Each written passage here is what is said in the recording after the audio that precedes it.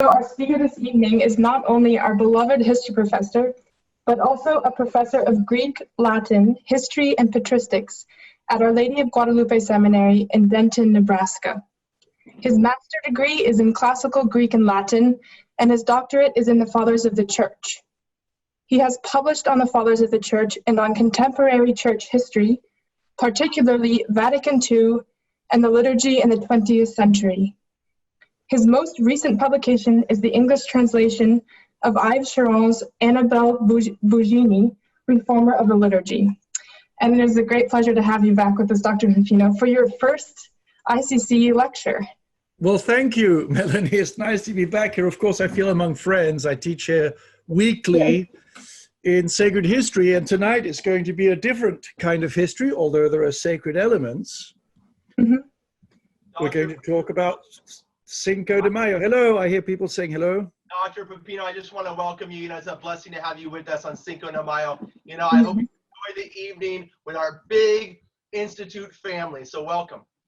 Thank you, Father. Thank you for having me and for trusting me with this delicate subject. I mean, if there are any members of the this vast audience here who themselves are Mexican or Mexican-American, of any political stripe, you'll know that it's a touchy subject. So I am going to try to be respectful of all sides in this. So let's begin. What is this Cinco de Mayo business?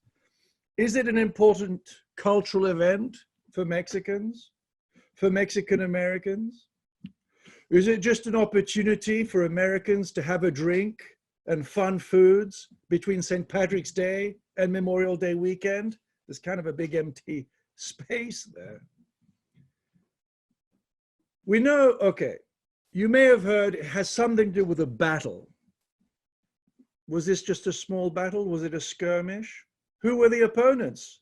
Mexico and France? What was France doing in Mexico? What's that all about? When was this? Was a bit of all of these things. Well, let's take a look. And what I want to do is take a look at the facts of the origin of this date, the 5th of May, 1862. Now, if you think about 1862, in this country, well, where I am, there was a big war going on between the northern states and the southern states. France was under an empire of Napoleon III. Germany was broken up into many little states, but Prussia was taking over. The Austro-Hungarian Empire was going strong. The Papal States were still the Papal States. What was going on in Mexico? Mexico had been independent of Spain. The date is messy. But Independence Day is not the 5th of May, as you may know. It's the 16th of September. And it goes back to 1810 when a priest from the pulpit, his name was Padre Miguel Hidalgo, said, "Independence, independencia, y muerte a los españoles," and death to the Spanish. That is the grito de Dolores, the cry from Dolores. Dolores was the name of the village, and I think of the parish of this priest. Anyway, Mexico is independent. What kind of government will it have? We tend to think with hindsight, especially Americans or French people, well, there's been a revolution. Of course, a republic. What else? Do not yet let anachronistic prejudice cloud your vision. It could be anything. Just as the US nearly had a king, there was a delegation to get a Prussian nobleman to become king of the US. It was an idea in the air. So too, the Mexicans thought, well, we need an emperor, and they couldn't find one. This is 1810s, 1820s. They asked King Leopold I of Belgium, be our king. He said, no, are you crazy? No, thanks. They ended up having a local emperor, a Creole. Creole means a person of Spanish blood, but born in the colonies. Agustin de Iturbide. It didn't turn out well. Less than a year, by 1823, he was kicked out by Santa Anna. You know Santa Anna, the Alamo, the war of I'll call it Texas. Okay, the Mexican War, that's Santa Anna, who was a man of zero political affiliations and immense power, greed for power for himself. And there'll be a struggle in Mexico from the 1820s and for many generations between two ways of looking at the world, two factions. The populist liberals. These are the equivalent to the populares in the Roman Republic, for those of you who study Roman history. On the one hand, who tended to be anti-clerical, anti-church, pro-strict democracy. And on the other hand, the more authoritarian conservatives, who want to keep the privileges of the church, who want to keep the privileges of the social system they had. Nobility, la nobleza, the aristocracy, and so forth. From the days of this little emperor, Iturbide, to the 1860s, there were 5 different forms of government in Mexico: empire, federal republic, centralized republic, dictatorship, republic again. And again, so the liberals, by the time we get to the 1860s, the liberals are in charge. This is the party of the philosophe, of Voltaire, of the Freemasonic lodges. And by the time Santa Anna himself is deposed, the liberals take over and they establish a constitution in 1857. And Mexicans to this day call this the age of la reforma, la edad de la reforma, the great reform. This is where really they see democratic republican institutions being established. If some of you are Mexican, you're welcome to jump in the chat if you want to contribute some of your knowledge. And in la reforma, late 1850s, the Constitution of 1857, the various rights you're familiar with if you're US citizens are promulgated. Speech, conscience, the press, assembly, bearing arms even. But on the other hand also, this constitution curtails the rights of the church. Religion no longer to be taught in public schools. Loss of privileges. Until La Reforma, if you were a clergyman, you could only be tried in a clerical court. Likewise, if you were a military man, only in a military court. La Reforma says, no, all citizens the same. And there's one law, an iniquitous law, I'll put the name of it in the chat, it's called La Ley de Lerdo, the Lerdo law, which said that the church may not possess property that is not strictly used for worship, meaning the church can have chapels, monasteries, cemeteries, yes. Any other land, no. And at this time, the church owned 1/3 of the real estate of Mexico. And the government is going to simply seize it and take it away. And this is going to be the beginning of an emigration from Mexico of priests and bishops, mostly to Spain and to the European continent. They're going to flee. Things are bad. And if this reminds you a little bit of the Cristero era in the 20s, the power and the glory and all these things, it's a bit of a rehearsal for that later and more bloody in many ways civil war within Mexico. And another thing that's iniquitous here is that a lot of Indians owned, natives, owned land communally as a kind of Christian confraternity. And the Lerdo law is going to say, no, religious property, not for worship purposes, and they take it from the Indians. So these liberal progressives are not always in favor of the little man, you see. So there's a civil war that follows, the Reforma, between conservatives and liberals. The US support the liberals, of course, but the US is going to be busy in the 1860s. And so the US is going to be out of the picture for 5 years. In 1851, We have a new liberal president, Benito Juarez. I'll write his name for you.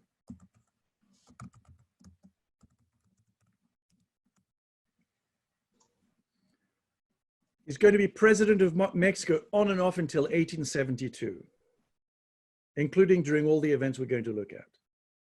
Who is Benito Juarez? Let me show you a picture of the man.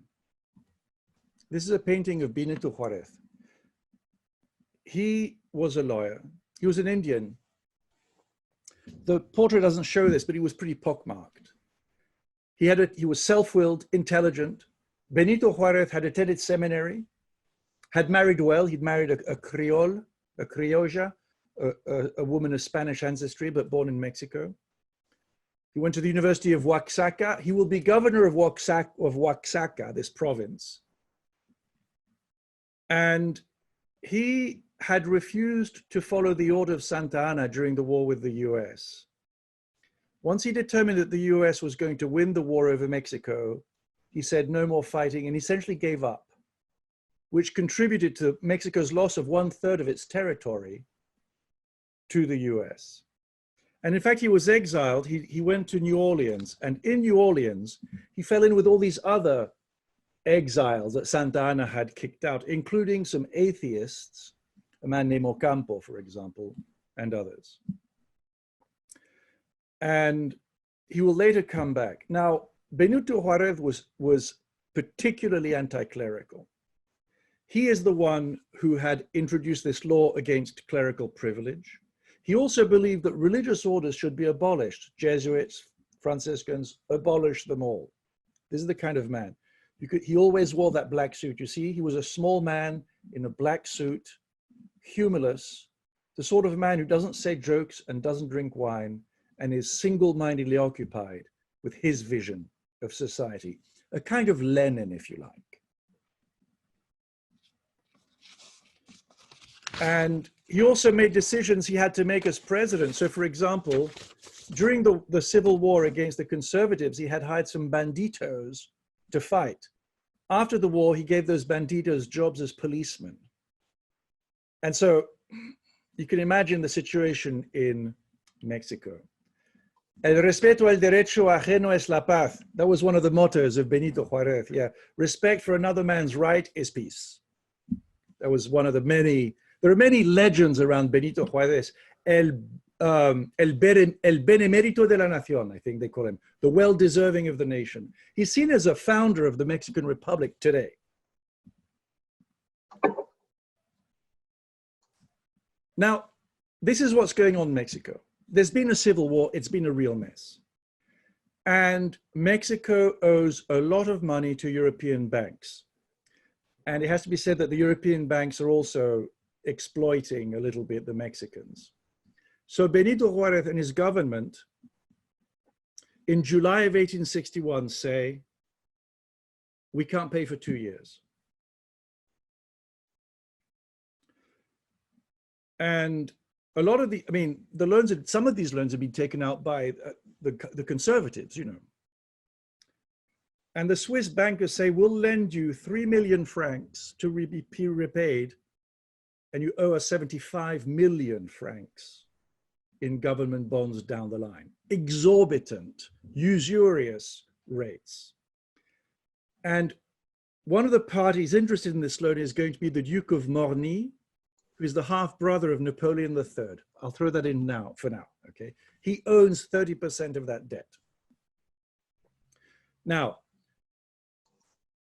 the British, the Spanish, and the French, all of whom are creditors, organize, they sign a treaty in London, and they organize a fleet to go and get the money from the Mexicans. This is going to be the casus belli. They sign an agreement. In that agreement, it is postulated, we are going to get our money from Mexico. We are not going to take any land from that country. They come. The British send 700 men, the Spanish 6,000 soldiers, the French at first only 3,000 soldiers. But ultimately what happens is they all arrive in Veracruz,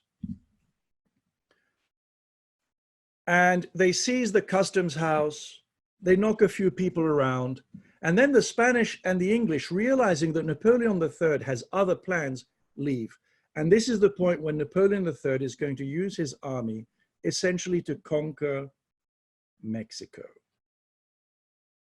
All of it. And he's ultimately, as I shall show you, going to install a Habsburg Archduke, brother of the Emperor of Austria, whose name is Maximilian, as Emperor of Mexico. And it sounds crazy. You have this independent Latin American country that is supposed now to have an Austrian emperor. What was Napoleon III thinking? It's a bit of an enigma, and there are many conspiracy theories. I'll give you a few.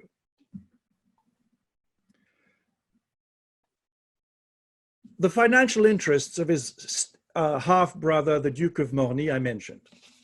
Was he going just for the money for his family? Could be. Was this a kind of crusade to set up a Catholic monarchy to replace the anti-clerical Freemasons who ran the Republic? And who, I should add, had not taken land away from the Protestant denominations, only from the church. Is this crusade a gift of Napoleon III to the Pope? Since Napoleon III is in favor of the unity of Italy being taken away from the Pope, is it like a flower he's giving him? Or maybe it was the Maximilian's dream of founding a great Catholic empire that might be the beginning of a succession of Catholic kingdoms in Latin America to resist Anglo-Saxon, Protestant, capitalistic commercial interests. After all, he had a cousin, Pedro II of Brazil. Maybe it was a consolation prize given to the Habsburgs. After all, Napoleon III had also, with a view to helping the emergence of a new Italy, taken away portions of the Habsburg Empire from Austria, which were in Italy, and given them to Italy. Lombardy was lost in this way. Maybe Napoleon III said, okay, Habsburgs, you lost bits of Italy, how about Mexico? How about the wife of Napoleon III? Her name was Eugénie, sounds so French, no? But her real name was Eugenia de Montijo. She was Spanish. She was very pious. And she had dreams, perhaps, of reestablishing a kind of Spanish empire, because the Habsburgs had originally been the family that ruled Spain. There was a split between the Habsburgs and the Borbones, the House of Bourbon, which did rule in Mexico. So, well, the Habsburgs are like relatives nearly. Was that it? Napoleon III maybe wanted to dig some kind of a canal, maybe through the isthmus of Tehuantepec in Mexico, or why not Panama? People were thinking these things in those days. Maybe Napoleon III thought, well, if we can retake an empire over there, it'll make up for losing Louisiana. It'll make up for losing French Canada, because of course Mexico, under Habsburg, was supposed to be a puppet state for the French. Lastly, it should be pointed out, it should be pointed out lastly, that Maximilian's, this future emperor of Mexico, his wife called Carlota, she was the daughter of the King of Belgium, the very King of Belgium who had turned down the crown in the 1820s. And the head of her household, of the household of Maximilian, Archduke, and Carlota, was a certain Countess Ludlow, whose son-in-law was a Mexican by the name of Gutierrez de Estrada, a strong conservative, ambassador of Mexico to Rome, to the Vatican, an ardent monarchist. You see the connections here? So you have this tangled web between Napoleon III of France, his wife Eugénie, Eugenia de Montijo, the Habsburgs, and Maximilian, Archduke only. He was admiral of the Austrian fleet, which is not a very big deal. and his wife Carlota has in her retinue of ladies in waiting the mother-in-law of an ardent pro-monarchy Mexican conservative. All of these things are coming together to make it nearly inevitable that this lanky, fair-haired, somewhat romantic young man is going to find himself emperor of a powder keg, Mexico. So the French are at war in Mexico. They're trying to take it over. Can it be said that no one in Mexico wanted to have a French-imposed emperor? No. Very few did, it's true. Most people didn't think of it. But there was a whole stratum of Mexican society that thought, yes, we need to put an end to the mess we're in. We need a strong leader, and if possible, a strong leader who is an ally of the great power in Europe, France. The Catholic Church, of course, is in favor of this scheme simply because it is not Juarez. Much of the Mexican nobility, including the Indian nobility, are in favor of Napoleon's scheme. This is not very well known, but when the Spanish took Mexico in the 16th century, they left in place the Aztec nobility and gave them rights as Spanish noblemen. They had to be the right to be called Don and Doña. They had the right to ride a horse and to carry a pistol, and they retained their ancestral lands and their serfs. And they were integrated into the nobility of all the Spanish Empire. They supported this as well. And just as an aside, for the two reasons I've cited so far, number one, the Indian nobility being in favor of a monarchy, and the Indian campesinos who lived in communes and who were dispossessed by the laws of the Republic. For these reasons, 75% of the native Indians of Mexico who fought in this war between the liberal governor of Mexico and France fought on the side of France and in favor of the monarchy. Just a little aside that's not often mentioned. So really we have here two worlds colliding, worldviews colliding. The Voltairean, philosophe, liberal point of view versus the Enlightenment point of view versus the monarchical, divine rights of kings, Christian and traditional view. So that's where we are now. We're getting close to the Battle of the 5th of May. And among the first battles, by the way, I'm going to show you a picture here just regarding my point of Freemasonry. I don't want to sound too much like a conspiracy theorist, but you see here is the monument to Benito Juarez. Al benemérito Benito Juarez la patria, so the fatherland to the well-deserving Benito Juarez. Here is, and on the anniversary, I think, of his death, the Freemasons have a ceremony. Here's a Freemason right in front, and there's a picture of him as a Freemason. Just to confirm that I'm not making that particular aspect of it up. Now, do you see this map I'm now showing? Okay, let me expand it a bit. I can't. So here's Puebla. We're getting to Puebla. Oh, right here. In red is Mexico. In green is the state of Puebla, and the Puebla, the city, is right there where that black dot is. Veracruz, which is the main port in those days, is right just about where the B of Puebla is. That's where all these foreign troops are landing.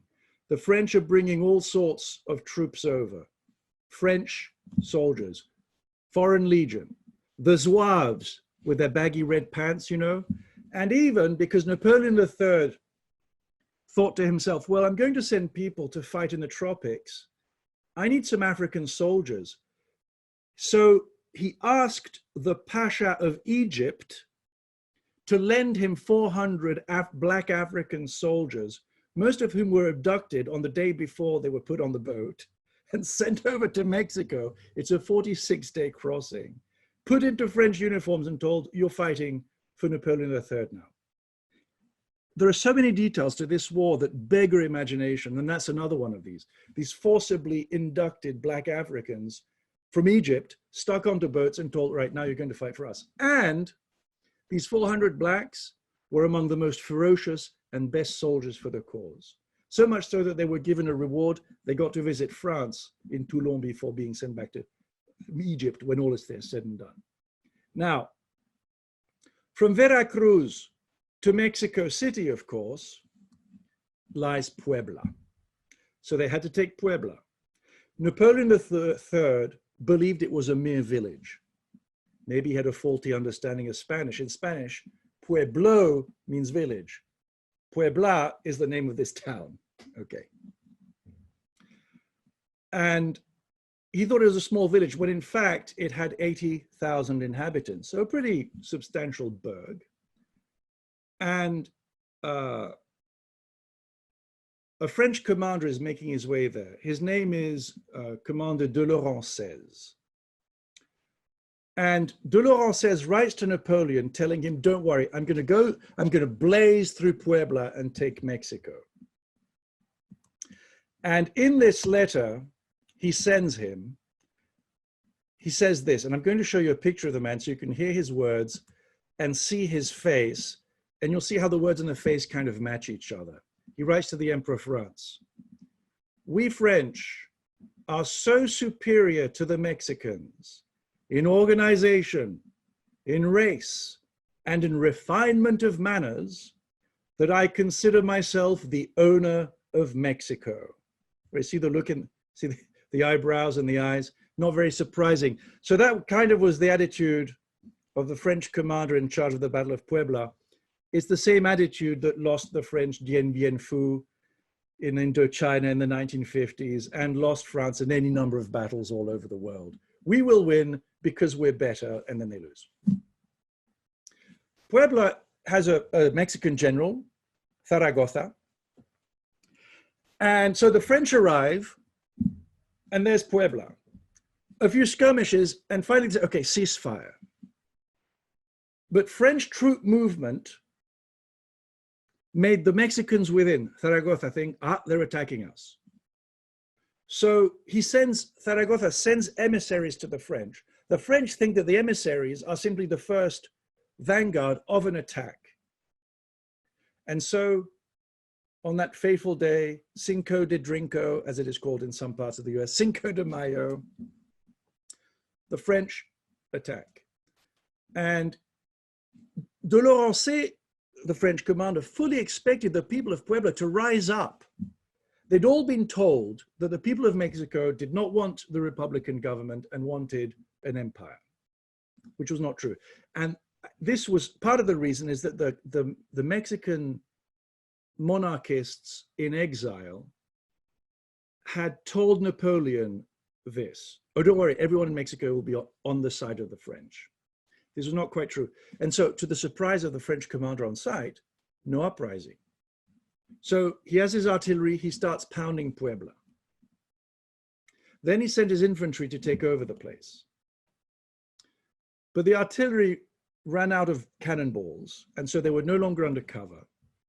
And the Mexican infantry defended Puebla tooth and nail. They even took to the field, so they sallied out of Puebla.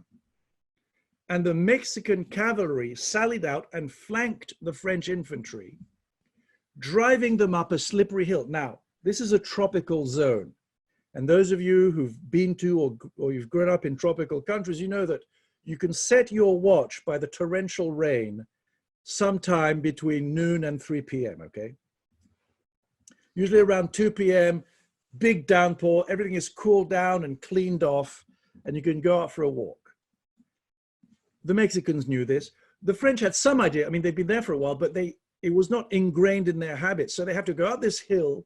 The French are retreating up a hill, which is now torrentially drained and slippery. This is the famous retreat of the 6,000. Every detail of this battle has gone down in history, and the retreat, of course, is called the Retreat of the 6,000. I'm going to show you a quick picture, one of the two famous paintings of this battle. On horse, you see the Mexicans with the sombreros, okay? You see the French zouaves with their characteristic sort of Middle Eastern looking pants here.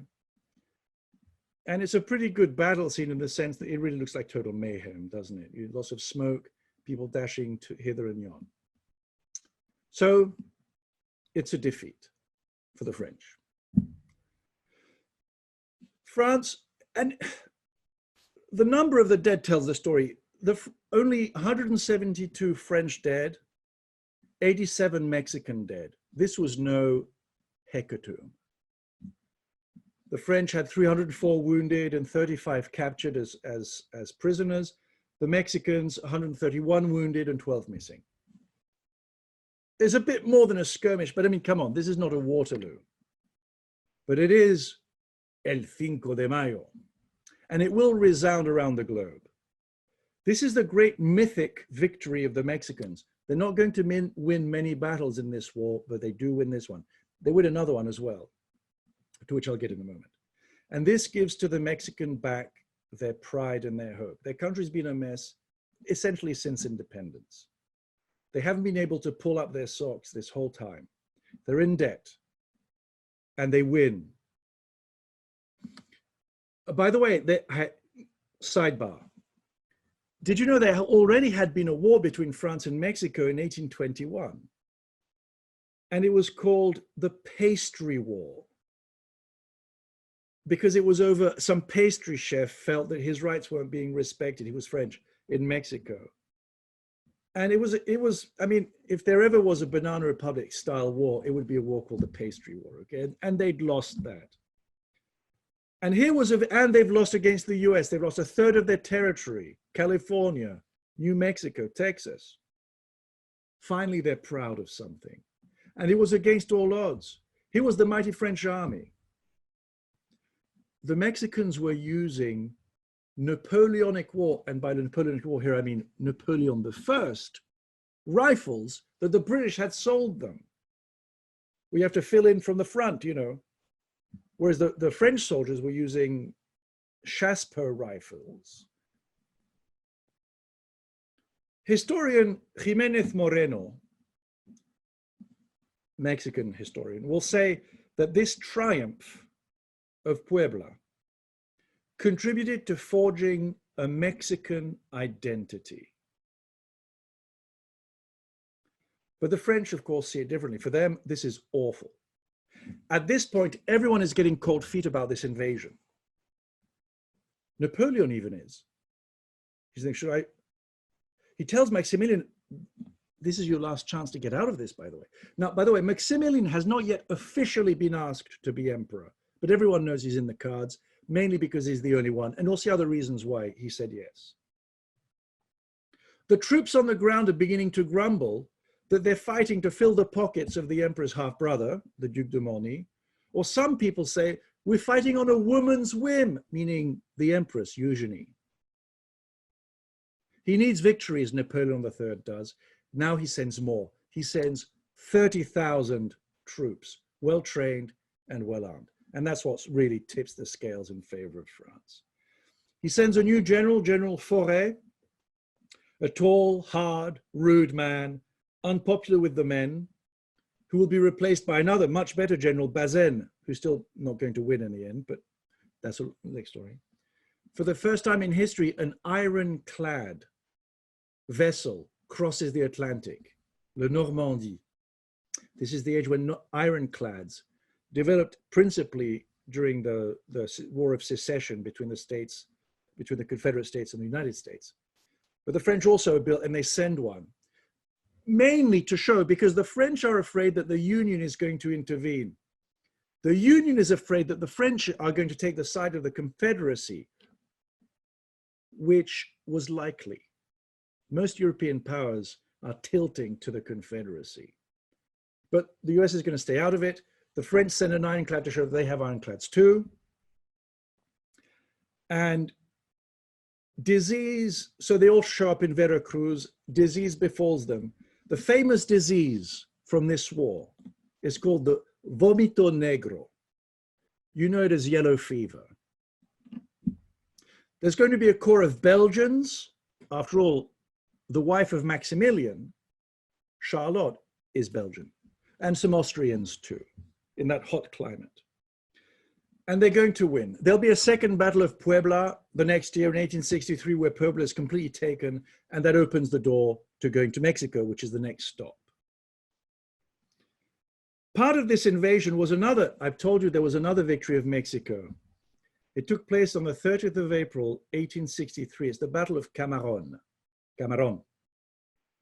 And it was a French legion. Those of you who are history buffs of the French Foreign Legion, the 30th of April, 1863 is one of the holidays of the French Foreign Legion.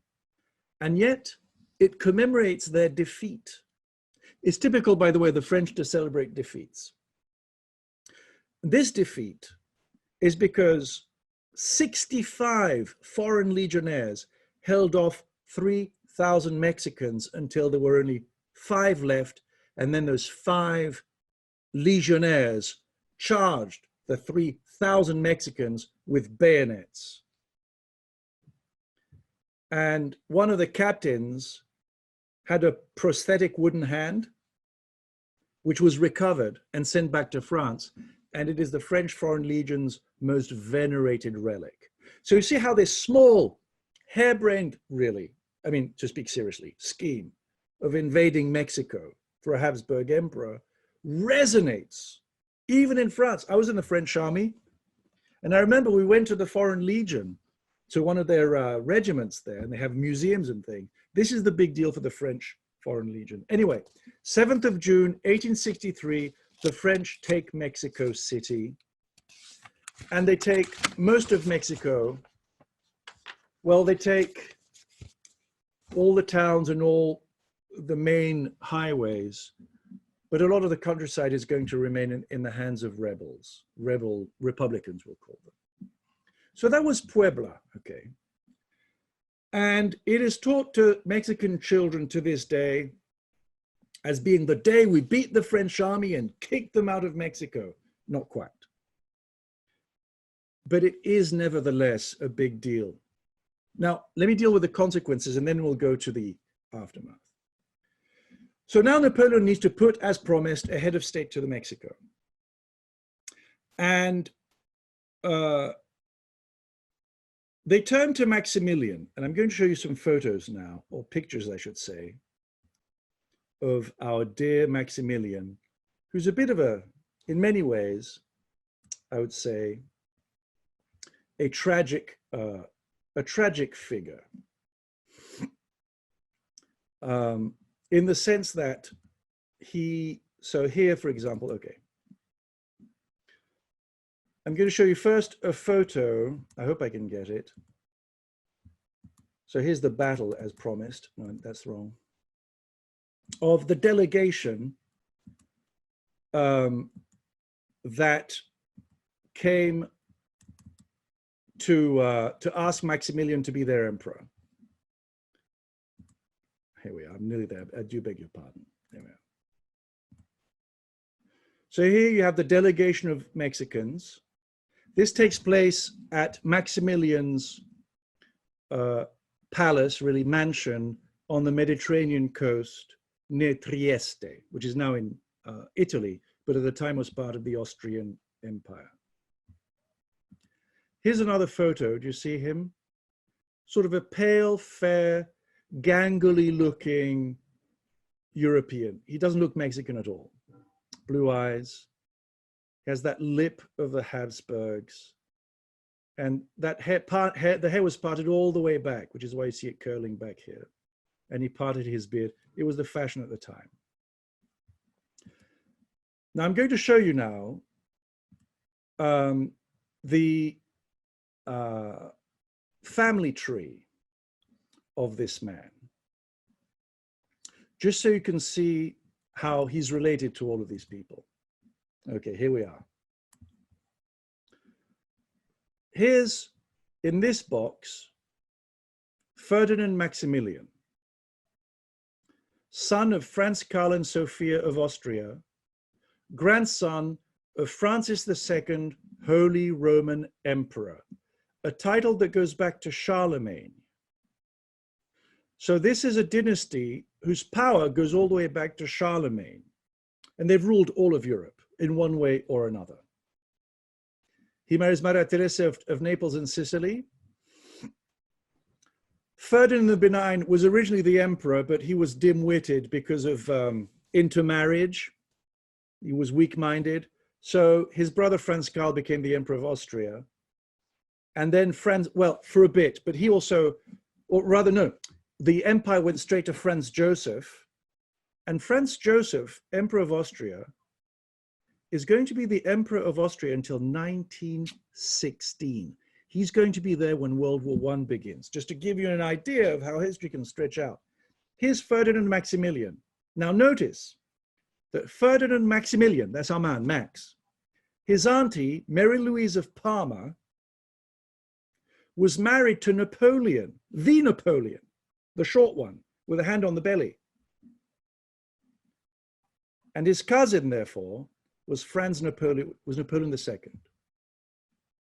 Then, Napoleon I had a brother, Louis Napoleon, over here. Napoleon I also had married before Josephine, who herself had a child by Alexander of Bernay called Hortense. And these two, so Napoleon I's stepson and brother, or stepdaughter, I should say, Napoleon I's stepdaughter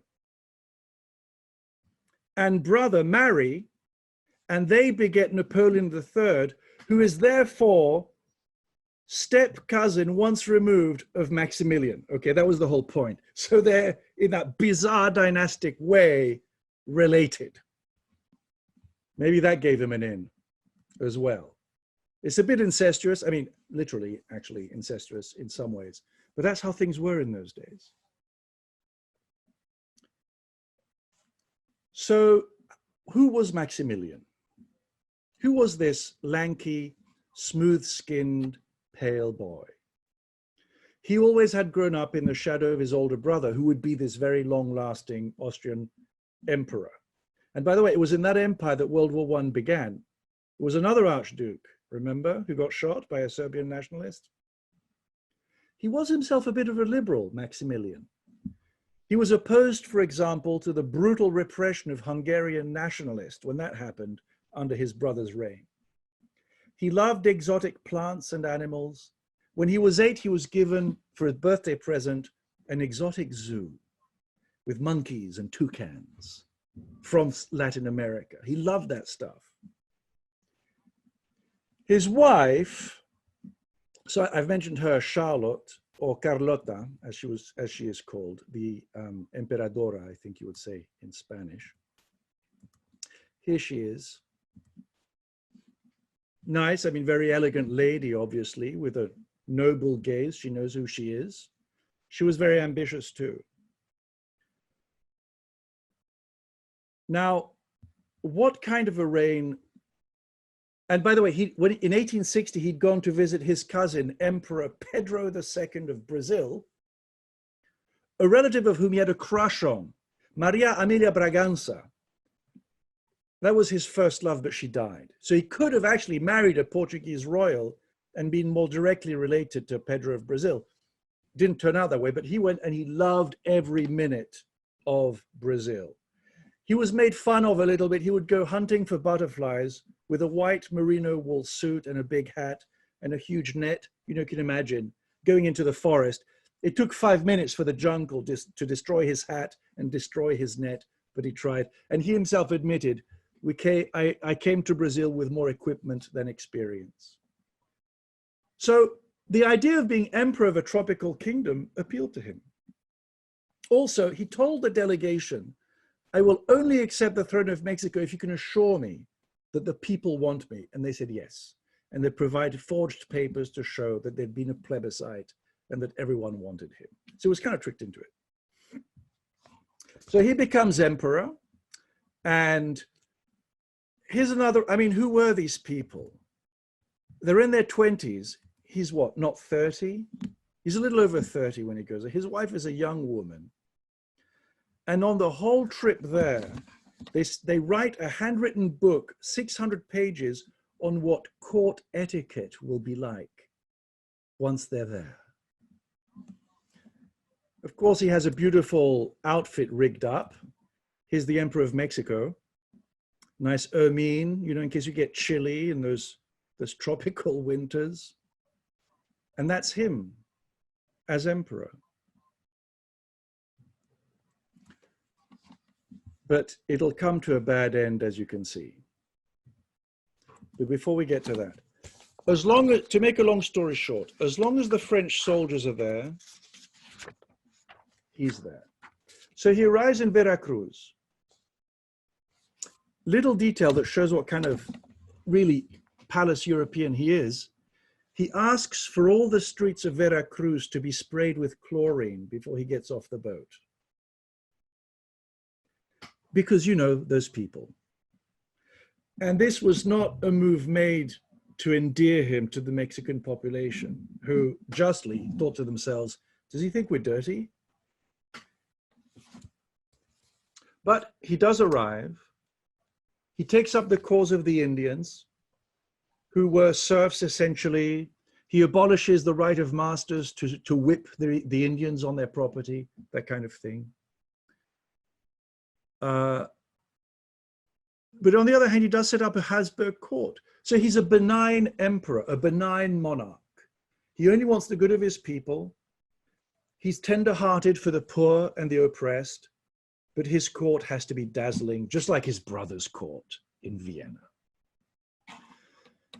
In 1865, the Union has defeated the Confederacy in Anglo-Saxon North America, which means that the Americans up there can bring back the Monroe Doctrine. And the Monroe Doctrine, as you know, was essentially Europeans keep your nose out of American affairs. This was the opposite of that. A French emperor bringing an Austrian emperor to take over. And the USA will do all in its power to put Benito Juarez, thank you for Imperatriz, by the way, Norma Walsh. And yes, I was in the French army. I see someone is asking me. Anyway, they've been doing all in their power to promote and help Benito Juarez with money and with weaponry. Particularly now that the war with the Confederacy is over, they have all this extra weaponry that's not being used. Send it down. Brownsville, across the river into a town which was called Baghdad.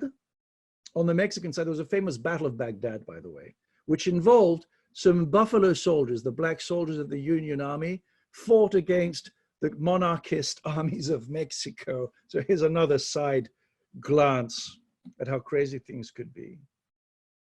So Napoleon III decides, it's getting too costly, I'm leaving. I don't want to ruffle the feathers of the Americans anyway. And he leaves, and it's one of the best organized retreats ever. In 3 days, all of the French troops leave from Veracruz in an orderly and well-organized retreat. Charlotte goes to Paris to appeal to Napoleon III. She begs him, she says, if you leave us, we shall abdicate. Napoleon III responded, eh bien, abdiquer? Well then, abdicate. He's completely dropped them. She tries other European courts. She even tries Pius IX. Nothing works. She telegrams Max, and she telegrams this: todo es inútil. Nothing is working. None of my attempts are working. And this leads her to a mental breakdown. She was nearly interned on the advice of an alienist, and she's essentially going to live and die as a mad woman. She dies in 1927. So she was around during the Roaring Twenties still. Maximilian throws himself in the arms of the conservatives to protect him. Napoleon sends someone to tell him, abdicate, get out of here. Maximilian, who is noble, says, my country is undergoing a crisis which I shall confront and resolve. I am ready to drop the last drop to shed the last drop of my blood to defend my nation. This is chivalrous, noble, and suicidal. So the French leave. Maximilian is left holding the thing. And the epilogue is that Maximilian will be shot. And there are two famous paintings, which I'll show you now. One of them I already gave you a preview of. The last moments of Maximilian, you see the handsome, fair-haired, tall Austrian emperor. He's just confessed. The priest is weeping, a French priest, you can tell by the rabat. His manservant is weeping. He's got his big hat here. And here is a representative of the government. The next painting, tell me if you see it, is by Goya. It's a very famous painting. It's part of 3. The shooting of Maximilian. Here he is in the middle with 2 generals, both Mexicans who were faithful to the end, Mejia and Miramon. Mejia was pure Indian, here he is, and Miramon, here he is, he had a goatee. And what the painter did, these men are all in Republican Mexican uniforms, all blue, with white gaiters, you see. And then the sergeant is wearing a red cap and a different uniform. It's a French uniform. And this man has the traits of Napoleon III. The painter is saying, Napoleon, you killed Maximilian. It's nice. Now, it didn't turn out so bad for Napoleon, because while his troops were in Mexico, he helped himself to all the silver from the silver mines, which will later enable the French to pay off the debt due to Bismarck incurred by the Franco-Prussian War. But that's another story completely. As for Mexico, Juarez is reinstalled and pursues his anti-clerical policies, his land redistribution policies, take the land from the church. Didn't help anyone in the end. He even ran for re-election, which was unconstitutional according to a constitution that he had helped to draft. And he dies in office. And if the name Benito sounds familiar to you, is because, yes, indeed, the Mr. and Mrs. Mussolini named their big-headed baby boy Benito in honor of Benito Juarez. So there's another tack for you. So what is this day in Mexico? 4 days later, the 9th of May, 1862, Benito Juarez, president in exile, declared the anniversary of this battle, the Cinco de Mayo, was to be regarded as the Battle of Puebla Day, or the Battle of Cinco de Mayo, and was to be a holiday. Now, it never became a federal holiday of Mexico. It is a holiday in Puebla and in Veracruz, because that's where most of the battles took place. There are military parades down there, but most of Mexico, it's not a day off. They go to work. It is a day off for school children, though. It's a federal school holiday, just for the schools. I checked for this year's 2020 calendario escolar. Today, now, as we speak, there is what they call suspensión de labores docentes, meaning schools out. And indeed, the Cinco de Mayo has played a great role in the education of Mexican children. I'll show you a typical sort of schoolroom poster. This one dates from 1901. Biblioteca del Niño Mexicano. So this is the library of the Mexican child. El Cinco de Mayo, el sitio de Puebla. So Juarez in not very Indian traits, but you can tell no mustache. The son of Mexico, however, has a nice curly mustache. And here you see the French soldiers running away in complete defeat from Puebla. And that is kind of the myth that survives. And that's it for Mexico. Among Mexican Americans, however, well, let's go back a little. When the news reached the gold mines of California, where many Mexicans were employed, especially Mexican exiles fleeing the imperial troops, they rejoiced, they shot rifles in the air, they had a little mini fiesta as soon as they heard of it in that one gold mine encampment in California. Not much celebrated otherwise. It did come back into favor among Chicano activists in the 1950s and 60s because it was the great anti-imperialist battle that we Mexicans won. There aren't that many, so they picked that one. And from there, it spread in the US, especially in the 80s and 90s. Why? Why is this, you may ask? Well, I'll show you with one picture why. And I think all will be clear. Corona Extra, Cinco de Mayo, the real story of how a beer made a holiday. That's what it says. Okay, now it's true that you do see a Mexican spearing what I suppose is supposed to be a French soldier, but it tells you a beer made the holiday. And it's true, we needed a holiday between St. Patrick's and Memorial Day, and certainly before the 4th of July. We could be outside barbecuing, making guacamole with lots of garlic and lemon. Here's another one. Okay, this is even worse. Can you see it growing? Cinco de Mayo, this is Modelo. These do not look like heroic soldiers defeating French imperialist troops. But I think that's basically what it's become now. So let's talk a bit about the Cinco de Mayo today. Okay, I've only 2 posters that are not very edifying necessarily. Also, another reason, this is funny, Cinco de Mayo is easier to say than 16 de septiembre, which is the actual date of Independence Day in Mexico, right? For a gringo, 16 de what? Cinco de Mayo. So it's a bit of a made-up holiday in the US, but, and I'll end here. Now you know the back of the story, maybe more than you needed to know. You've seen the story, how it's a battle, okay, between Mexicans and French in this weird confrontation of 2 worldviews, really. And getting beyond the petty aspects of this, which I've pointed out aplenty, it really is a confrontation between the old world and the new world. And I don't mean geographically, I mean politically and religiously. The world of progress and anti-clericalism and a constitutional republic versus the world of divinely appointed monarchy, the rights of kings, strong Catholic institutions, and respect for tradition, including the traditions of the Indians. Don't forget the Indians. It's an important litmus test of what was going on. And then today, it's a day when you have guacamole and tacos and an adult beverage of your choice that ends in A or an O. But I want us also, now, do not do this in my name. Do not approach some nice, little Mexican-American girl with a Mexican flag wearing a costume today and say, and set her straight and make her cry. Please don't do that. A lot of young Mexican Americans today hold on to this feast. Now, we know now, I've told you, that this whole holiday is due on the one hand to the rapacity of liquor companies. It's also due, it has to be said, to the multicultural lesson plans of well-meaning Anglo-Saxon school moms. I understand that too.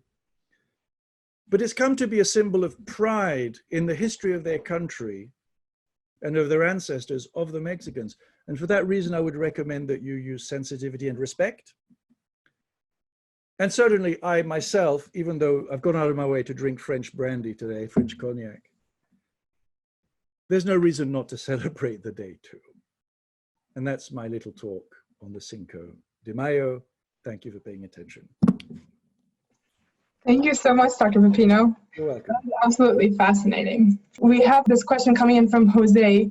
How much damage did Juarez's government and its policies do to the church in Mexico and other parts of Latin America? Yes, very good question. So as I said, they confiscated the church's land, which caused a flight. Lots of bishops fled, and it inserted this bad blood between Republican ideals and the church, which means, I don't want to say there's a kind of feud, but each side is going to be more rigid in its attitude towards the other, which is going to mean that the United States of America model of religious freedom that has enabled the church really to thrive and grow in this country is not going to happen in Mexico. And much as in Spain, for that reason, the church is going to find itself by default on the side of the anti-Republicans. And the Republicans, by default, are going to be anti-clerical, so that there will be no middle ground. If you want to be pro-democracy and pro-republic, you'll have to give up your faith. But if you want to hand on to your faith, you're going to have to be on the other side. That's going to lead to the Cristeros. And to this day, I believe, officially, by law, Mexican priests are not allowed to wear the cassock in public. And all of that goes back to those days. Wow. In the US, you have a completely different approach to that, which avoided that sort of antagonism. So yes, it's going to have lasting effects. Now, the people are going to remain faithful to the extent that they can. The Indians will too, but it's going to be a big blow to the faith of the Indians when they see Republican forces. So I'm speaking of this War of La Reforma, late 1850s, early 1960s. They will see Republican forces with the full rights of the law desecrate their churches and sack their churches and wreck the statues. That sort of thing happened, and disperse the relics. And it's going to do the Indians fully expected that lightning bolts would come down and slay the Republican soldiers who did this. And when it didn't happen, a lot of these Indians questioned their faith. So it inserted a virus, if you like, of disbelief into a lot of the Mexican population. So Mexico, from that point of view, there may be some Mexicans among you who can nuance my words, but from the point of religion is a land of high contrast, surprising contrast between strong cultural Catholicism, great feats of faith. After all, the Cristeros didn't come out of nowhere, on the one hand, and on the other hand also, as in France and other countries of Europe now, the strong anti-clerical secular form of government. From that point of view, in fact, Mexico is more of a secularist European country in many ways, much like France, say. Yeah. Oh, very interesting. So, thank you. Continuing on this Indian theme, the Lopezes are asking for a reference regarding the Aztec aristocracy under the Spanish colonization, or yes. recommendation. That's a very good question, particularly because it's an aspect of colonization that hasn't really been celebrated. And in part, that is because so many of the histories of colonization tend to be anti-colonial. And so anything good or respectful of local traditions that might have taken place under the Spanish is glossed over. Now, to be honest with you, I did not find that many references to this. It's never denied. Mm-hmm. But you will find it, I think even there's a Wikipedia page on the old nobility, and there was a name for it. I don't want to say it's vieja nobleza. It's something like that, of this strange quirk of the Spanish Empire, which goes really all the way back to a decision made by Isabel and Ferdinand at the beginning of the exploration of the New World, in which they said, the Indians are our subjects, just like the Spanish are. They must not be enslaved and they must be respected. And so for this reason, now understood, the nobility that kept its privileges in the New World was the nobility that embraced Christianity. But besides that proviso, they stayed in place until the end of the privileges of which took place, I think, during the second term of Juarez, but I'm not so sure anymore. As to a reference, I'm afraid I can't give you one just now. I could dig into it, but if you do a bit of research, you should be able to find it. Thank you, Dr. Pepino. I believe we'll end with that question. And yes, thank you for a fascinating evening and, drawing out all the little details of the Battle of Puebla, as well as the power of modern advertising. Yes.